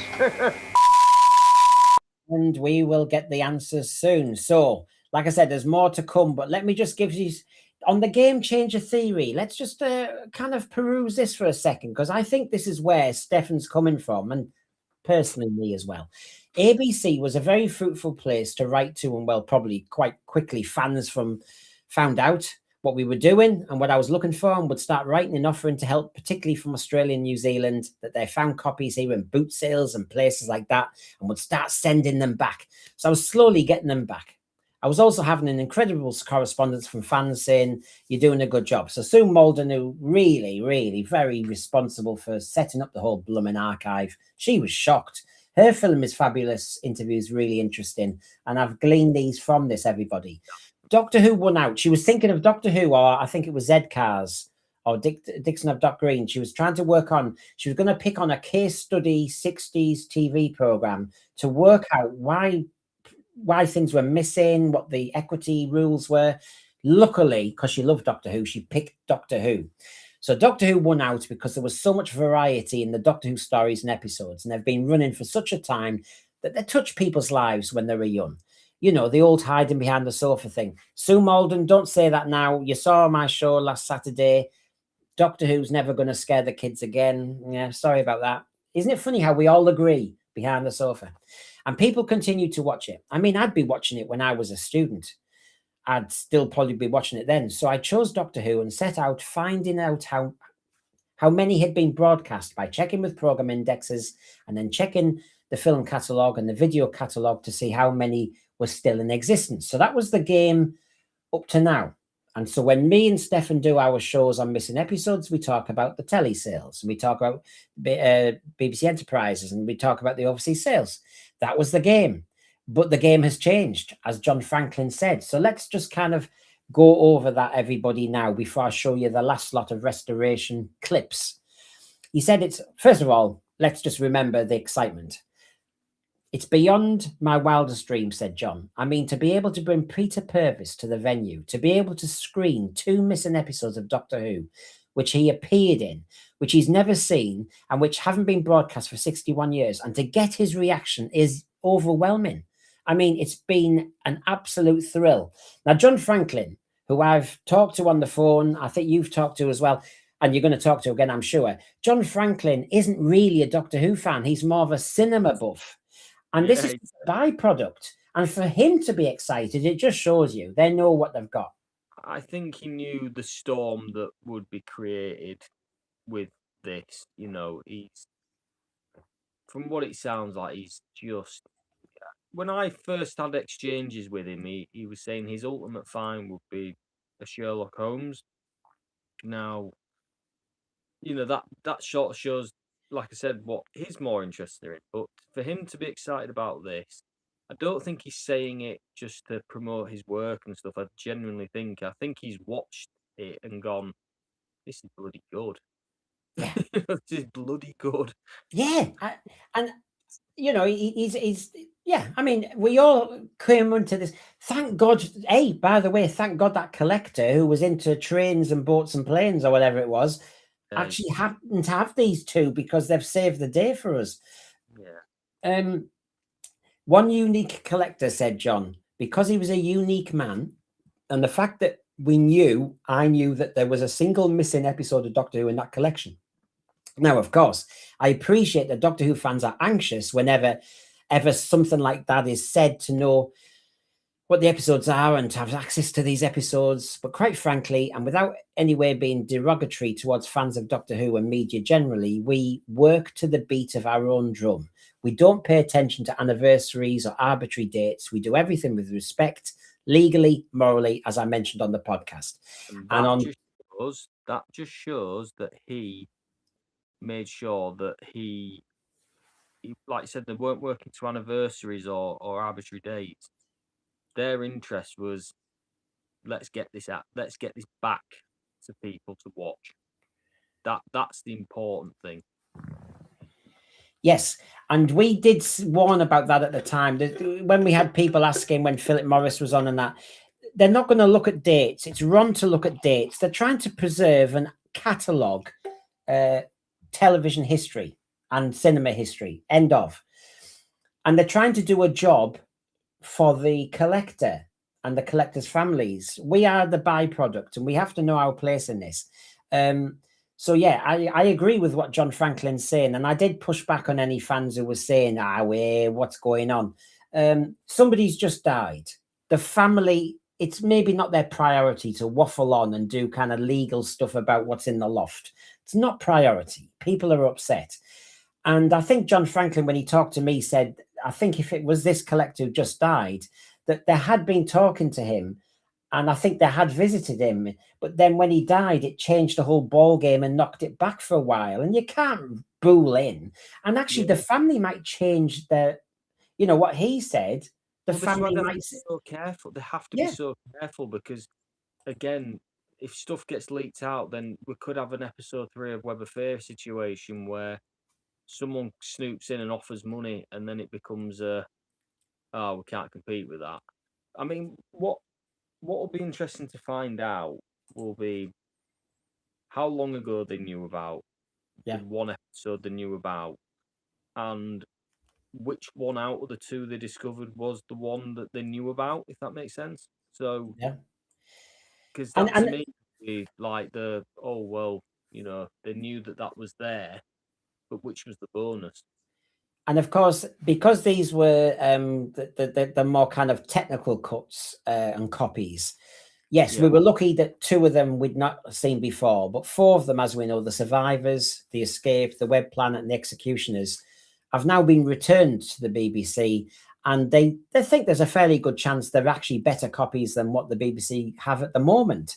So it's more of a win than we realise, actually, on quality front. But John Franklin continued, and remember, there's more restored clips in a moment, everyone. Being able to identify 6 episodes of Doctor Who within that collection was a surprise. 4 of which already exist in the BBC archive, and I can give you more details on those, well, I've just shown you. And indeed, we're going to return those to the BBC archive because there's a strong possibility that the copies we found are better than those they have. But of course, 2 missing episodes, and the 2 missing episodes are episodes I'm informed by everyone who knows a lot more about Doctor Who than I do, are premium episodes, the Daleks Masterplan. So yes, no one seems to have paid, now this is the game changer moment, no one seems to have paid any attention to what the BBC called cutting copies. Now, I read this earlier, and this is the moment when you think, hold on, uncatalogued stuff is out there. And he explains this, and then, like I said, I'll show you more clips. What would happen is that the episode will be film recorded whilst it was, let me go big screen, whilst it was being broadcast from videotape. And the film recording process was as rudimentary as they could make it because they wanted to make it both simple and cost effective. An engineer on one of the machines at BBC Television Centre, we believe there are about 22 machines there, would, whilst the BT was being broadcast, they would film make this recording of the episode from a flat panel screen with a single exposure setting, dead straightforward. Then you would have at that point an uncut negative. The uncut negative would be sent to one of the film processing labs in London, and the negative would then have a positive print struck, which would come back to Enterprises and be projected in one of the projection suites at Enterprises by a projectionist. And that would invariably take the core on which it was located, have a split spool, which is like a reel that opens in half, put it on the projector, and then play it back. And of course, look at the visuals, look at the audio. So it's all very, very technical, and nobody catalogued these. They were put in a cupboard, and later on, there was no need for them. They were disposed of. And a lot of those probably ended up in private film collections. Indeed, without the archaeology to know exactly what was on the can for the item that was in the collection in the 70s or early 80s, in the most part, when large numbers came back, it's speculation, but I would actually speculate that a large proportion of those items in private collections were not actually from overseas sales.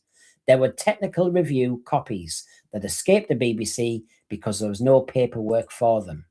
So there you go, Stefan, that it's changed a lot. It has. Now, like John said in that interview about this is how they've probably ended up in private collectors, it would probably explain how, let's just say, with the skip situation, you had to be at the right place at the right time. And I think, you know, I've said before how we've got random episodes that come back that you think there's no significance there. Fans would have looked out for specific ones. They would have looked for desirable titles. Now, I do believe that probably did happen with the skips as well, but I think with this situation, I think because there was no documentation with these copies as such, they were like a white label is probably the best I could describe it, the same as you'd have with a record, where someone would have probably gone, we've got these, you know. I know your son likes Doctor Who, would you like these? Yeah, go on then. I think that there's probably a bit of that went on as well, because they could... We see, since we started doing the missing episodes, I've had 3 different people contact me saying there's stuff in their family. Yeah. And I've immediately said, hey, Go to Film is Fabulous. Go to Film is Fabulous. And I know that 2 of them have contacted Film is Fabulous straight after that. Because I just said, thanks for telling me, but just go straight to them, because then there's the protection legally as well, because there's all that you have to look after. So Stephen Braddock, when I first heard about Film is Fabulous, I knew from the way they were handling things, one day we'd get missing episodes back. And like was said earlier, gosh, they did find 6 episodes of Doctor Who in a collection that wasn't really about Doctor Who by a man who didn't know he even had them. So imagine those people who might be slightly more into television history. I mean, hello. So Well, like yes, I said, don't forget, they always seem to turn up in pairs. Terry Burnett had obviously Galaxy 4 Part 3, and then he had Underwater Menace Part 2. But again, he wasn't a Doctor Who fan as well. It was the fact that someone sort of passed on that he might have one episode, and then whilst they were there, he went, "Oh, I've got this one as well," and it was just like, So again, a lot of these collectors are probably not specifically Doctor Who fans. I know there's probably some that are out there that are very much. They're probably so obsessed about having a missing episode, but I think the majority, touch wood, are more the innocent parties that are just kind of, I've collected film for years. I didn't know the importance of it still. Well, let's enjoy a bit more. We're here for the Daleks Masterplan. Here's some more restored clips, unseen, never seen before unless you're an old codger. Here we go. Analyze the contents of this reel. Irrelevant data. Discard! Keep searching. It must be here.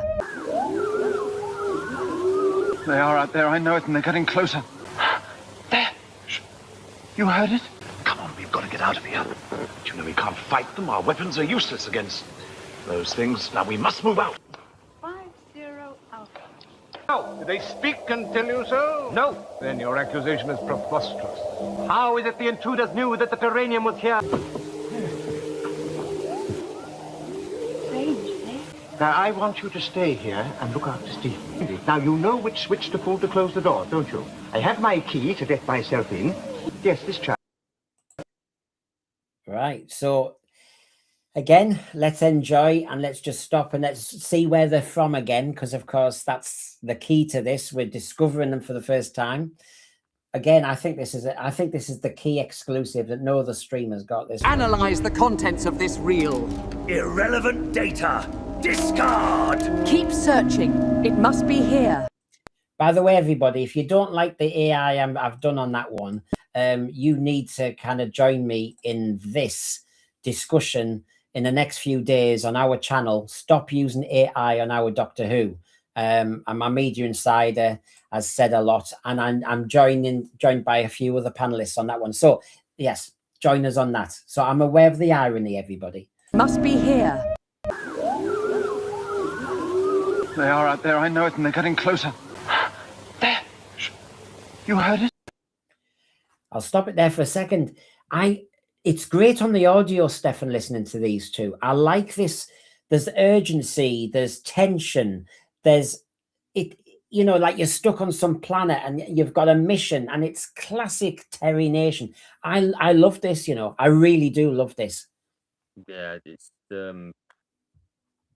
again, when like I said, because Film is Fabulous keep uploading more and more, it's just I'm sort of lost for words. Well, that's all right, because you can. I mean, what I'm saying is we've had some interesting things. Like I'm thinking of the Mysterious Planet. Even Robert Holmes, sometimes it went comedic with Sablon Glitz and that. Sometimes there's all that. But when you see this, you're going, no, we're facing adversity. This is jeopardy. This is serious. Watching this, it looks very serious. Doctor Who taking itself seriously. Doctor Who with real jeopardy. I'm thrilled. There. You heard it? Come on, we've got to get out of here. You know we can't fight them. Our weapons are useless against those things. And this is the other thing. Making people scared of the Daleks.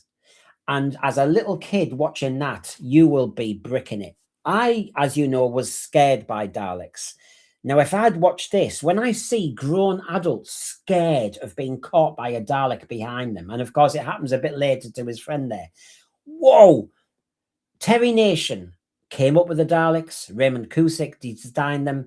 And in that combination, you've got something that absolutely fires the imagination of kids. Nobody understands it, do they? But it works. And when you see acting like this and a script like this, you go, yeah, I am actually scared. Don't get caught. Weapons are useless against those things. Now we must move out. 50 Alpha. No. Did they speak and tell you so? No. Then your accusation is preposterous. How is it the intruders knew that the Terranium... I mean, somebody I think said in the thread, who knew? I didn't know Claudia Winkleman was in it, but I think it was garbage, wasn't it? Garbage. I mean, yeah, I mean, Head and Shoulders. I wash and go. I don't have dandruff. You've got a bigger problem than that, mate. Oh dear. I mean, does he wash? Yeah. Was it? Is he from Fury from the Deep? Is he a seaweed monster? Here we go. Speak and tell you so? No. Then your accusation is preposterous. How is it the intruders knew that the Terranium was here? So yeah, I'm warming all the time to all these clips of the different villains and the different aliens from the outer system and all the rest of it. I'm absolutely loving this, you know. And like I said, to me, this takes me to Flash Gordon times. This just thrills me. And I'm pretty peed off that you just can't see all 12 episodes. I know. And even, I'd love Mission to the Unknown as well. I know we've got that, the Preston, the University of Central Lancashire version of it. Is probably the closest we're going to get. And that's probably the only other part that's got the full scene of delegates in, because they all pretty much scatter in episode 2, don't they? Yeah. We only really get Zephyr in this one, and then you don't see any of them really. But yeah, I always sort of question why they chose Zephon as the one that would be sort of kidnapped and then done. I would have thought it'd have been one of the other ones, but I suppose he's the only other one that's sort of got a cloak over his head, you know, for the Doctor to sort of disguise himself as in. And I always thought that was a brilliant bit. It was such a simple storyline, but it was such a brilliant way to do it. Because they had to find a way to think, right, he's got to steal this Terranium core somehow. Yeah. You need a writing. You always need a hooded character in Doctor Who. It helps.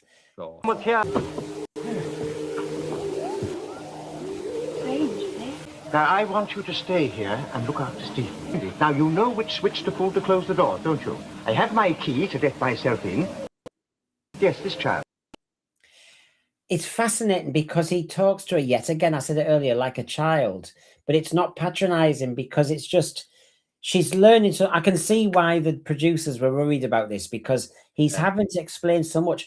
But actually, when you watch and hear some of the dialogue with Katarina, what I think is really a brilliant double message is, it was in the era in the 60s when the messages to kids, and I was a latchkey kid. 70s kids tended to be latchkey kids. So you had the key, but your mum and dad said, straight home, in the house, don't go anywhere. And the way he talks to Katarina, the messages are a bit similar to what I was told as a kid about coming home from school, and don't talk to strangers, and don't do this, and do you know how to lock the door? I remember this, mum and dad going out on a Friday night to the pub. We were older, of course, but they said, right, lock yourselves in, lads, and stay in. And of course, you know, locking all the doors and all the rest of it. And I remember that. And when you look at this, it's so similar. The Katarina characters are interesting for that. My initial thoughts when I saw this clip earlier was, again, wonderful bit of writing, because to go into that sort of detail, the Doctor could have just walked off and went, yeah, I've got my key, and just made it that she understands what a key is. But, you know, this whole problem, again, like Peter Purves said, that, you know, there was a lot more explaining that had to be done with her. But again, it was good that they did think to go, well, she probably doesn't know what a key is. You know, they've had to explain what a key is, and you know that in itself is just like, whoever wrote that little bit, whether it was the editors or whether it was Terry Nation himself, to go into that level of detail is very clever. Yeah. And I can see Chris Chatfield was saying about Zephon there. Zephon looks like the comedy dish rag mask Count Scarleone wore in City of Death. I know. And we all love the effects. Dalek Agent. It's an absolute travesty that modern Doctor Who is failing to deliver a Dalek masterpiece. With the gold man of Terry Nation's legendary Dalek world. Well, yeah, say no more, say no more. And now my husband downstairs is now barracking me because there's me telling stories of being locked in on Friday night and he says you were 24. I mean, the cheek just doesn't stop. Honestly, if you're getting barracked by your husband, you're in trouble. Knew that the Terranium was here. Now, I want you to stay here and look after Stephen. Now, you know which switch to pull to close the door, don't you? I have my key to let myself in. Yes, this child, key. There you go. So, there we go. And, of course, Stefan, there's a certain date, and it's not the 4th of July. I don't want you to go down with your girlfriend on the wrong day. But, Stefan, go on, tease us all and get us all peed off. What's happening to you on the 4th of July? Well, I received a message before they announced that they were doing this, confirming the date, the time, and what have you. And I was at work, and it was quite a busy day. And literally, I saw the email flag up, and I didn't have a chance to sort of respond straight away. And I read it in the fact of, hit the event, just as it more as if it was just information at first. This is what's happening. And then I thought I'll go on and see if there's tickets available. But as predicted, website had crashed. All the tickets had gone. Yeah. So I responded to this particular individual at Film is Fabulous and said, really sorry, maybe if I'd have, been a bit quicker on the ball, it'd have been, I could have got a ticket. It'd been lovely to sort of meet you all. And I literally got a response back that said, we've got a ticket for you, please attend. And I was like, wow. Just absolute. And I was messaging my partner Rebecca and just saying, like, we've got to go. We've got to make it work. I was like, and oh, can we go and stuff? She was like, no, you have to go. I spoke to my dad, and he was like, you can't miss this. You can't. And look, you're mad on the missing episodes, and there's a lot of reasons that we haven't even discussed on the show. But you're going, and that's brilliant. And yeah, enjoy the day. And of course, we're all envious. As Graham here says, I failed to get a ticket for that one, but I've got one for the Perjury one. I mean, one day I might even try. But yes, you're in an exclusive audience. I think you're getting all 3 episodes, aren't you? Special guests. And I hope you get to meet John Franklin and them, because I think you'll have a good chat. And I know that they're very careful what they say. There's not going to be any kind of suddenly nuggets. It's not that sort of day. I think I'm just going to be sort of in awe of being sort of in their presence. I really look up to these guys, I really, really do. And I think the biggest, like I told you on the phone the other day, the biggest sort of full circle moment for me with this is if I get the sort of privilege to at least sort of have a quick chat and maybe a photo with Sue Malden, because that Missing Years documentary that she did all those years ago is where that all started for me. Yeah. And it was her sort of parts in that really sort of, made me get a bit obsessed with this whole thing, and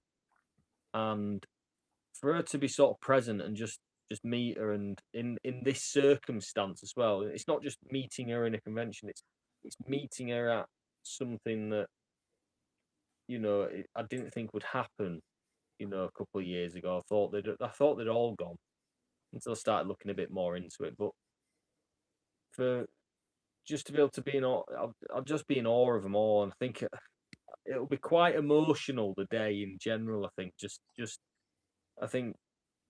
even potentially meeting John, Justin, Sue, even Toby Haydock, even Tim Burrows, that there's all these people that are going to be present that I just think it's I've never had that privilege to go to something like this, because I've been a bit of a recluse in the past couple of years, but have sort of branched out a bit more. But yeah, I'll try and get as many photos as I can. I don't know if it's going to Yeah, be no try and get photo, little vid. and then just having the the opportunity to meet Peter Purves as well. I know there's probably people here who have met him in the past, but yeah, it's just it's gonna feel like a really full circle moment, just being there, seeing it Well, as on the Moon big does. screen. Well, I'll as never Moon does forget say, it. it's good for you, Stefan. Enjoy it. Bill Silver, passing our thanks from all of us, because actually we all do mean it, and we all do. We're wishing Film is Fabulous well. That's the state of play today, everybody. That's what's missing. That's what we've got. That's what's animated, and it's the red that is serious now. So you can see we're down to 95. That's better than it was, and we're all full of hope. So, and there's good old Philip Morris when he was in Sierra Leone, because I knew people would mention him tonight, and I have been talking to him. He will be back on again, but as I said earlier, he's not going to steal Film is Fabulous's thunder. You know, he will come on our show when it's all calmed down. So yeah, there he is. We know that Paul Vanazes has said when somebody said it was brilliant news, were either of these two episodes were the bonus discoveries, and he said there were bonus episodes, so it feels as though there should. Like, can I just interject with that one a bit? Because I remember seeing Philip Morris a couple of years ago saying something on the lines that he knew of, was it 6 episodes? Now we know one of them's Web of Fear. Yeah. But it'd be interesting to know if 2 of the 6 that he knew of were these, well, potentially these 2, and then these that Paul Vanezes is stating there. So that would account for 5. So it'd be interesting to see what number 6 was. Do you know what I mean? I think we've all got educated guesses that there's certain Doctor Who private collectors who have definitely got more, but that's a different ball game to try and get them to blooming. Well, that's there. You've got that battle of people who might have it science a world that they get buried to the grave with them. You know. Yeah. And as you know, I only quote Film is Fabulous. I don't speculate in that other way. They said there's a very exciting announcement coming in weeks. Obviously, we waited till now in March. Some people thought that was too long, but you know, legal things is how it has to work. So we've had the very exciting announcement. I think we are all excited. I think that was factually correct. Now, several collectors with several missing episodes. That's me quoting John Franklin talking to Tim Bowles on the Missing Episodes podcast. And the several collectors with several missing episodes is what I really looked at carefully. Now, we've had one collector with several missing episodes. There you go. But there was the plural on the collectors that I'm holding on to. But again, we will wait. So I think the last thing to say is we all know they're there, folks. They've only just become a charitable trust. Film is Fabulous have game changed the whole thing. They are putting amazing stuff on YouTube, loads of content, loads of explanation, not treating us like Katarina. We're learning quite a lot, actually. You know, there's loads. And of course, they're doing lots of interviews, but they're trying to be careful because obviously we read into every word. As they said, give us the space to conclude the things we are doing. And yes, let Brendan then read into every blooming word and freak out. But there you go. They've got other clients, you know, they've got other workloads that they, like they said, they're not there to hunt episodes of Doctor Who. They're there to preserve and do this. You know, they've got other clients that they need to attend to. You know, look, they've been under enormous pressure over recent months since the sort of speculation arose. You know, they've delivered the goods, and if they, you know, if it takes them another year or 2 to we find can something wait. else, then I want them to take the time, because at the end of the day, we've got 2 episodes back that we never thought we'd see. We're getting them.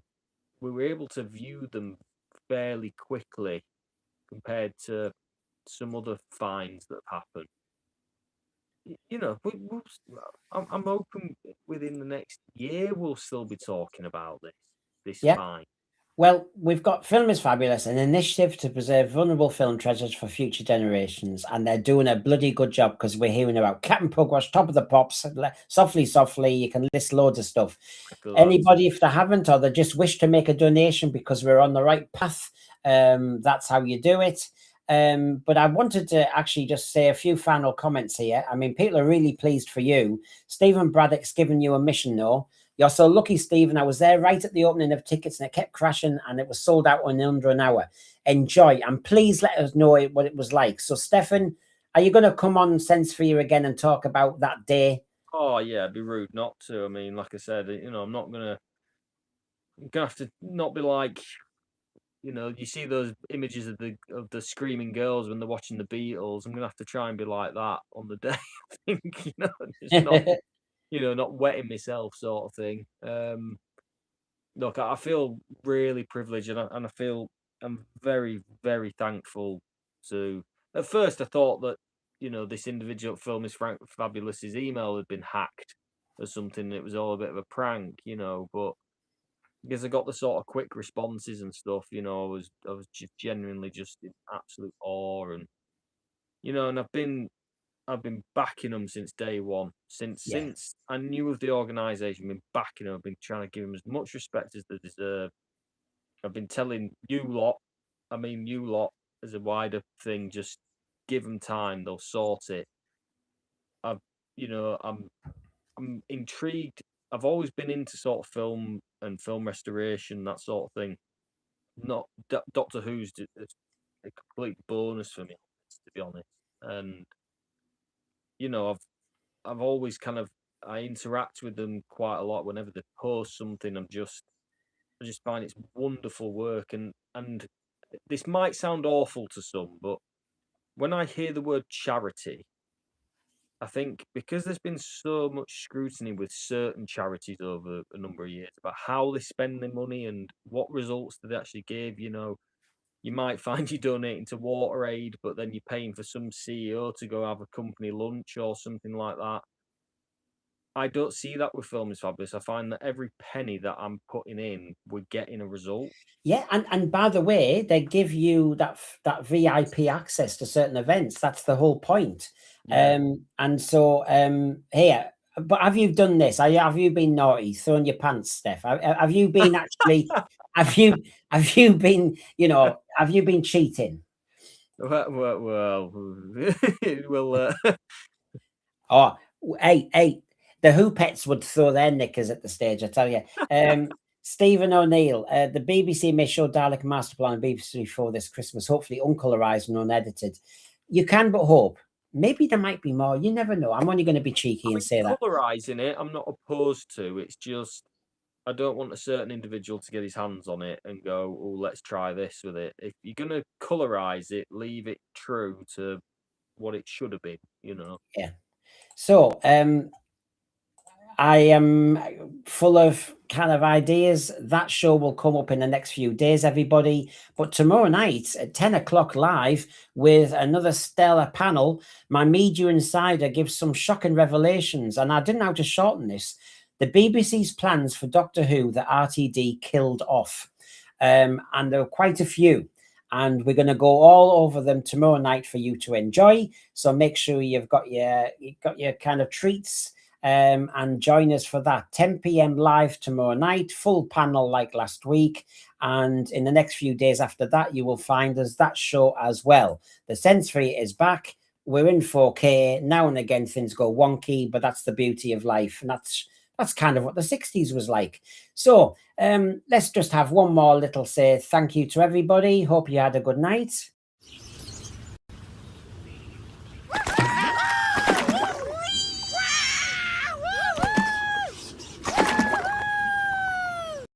Yes, that was a big show. And so thank you, Stefan. That was wonderful. And I know you will be doing Celestial Toy Maker when we get round to it. Apparently, I'm fitting in a little holiday in Spain somehow next week.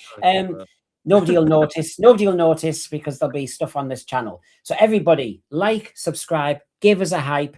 Join us again tomorrow night at 10 o'clock. Don't you dare go in anywhere. You'll all be in detention otherwise. So, Stefan, thank you very much.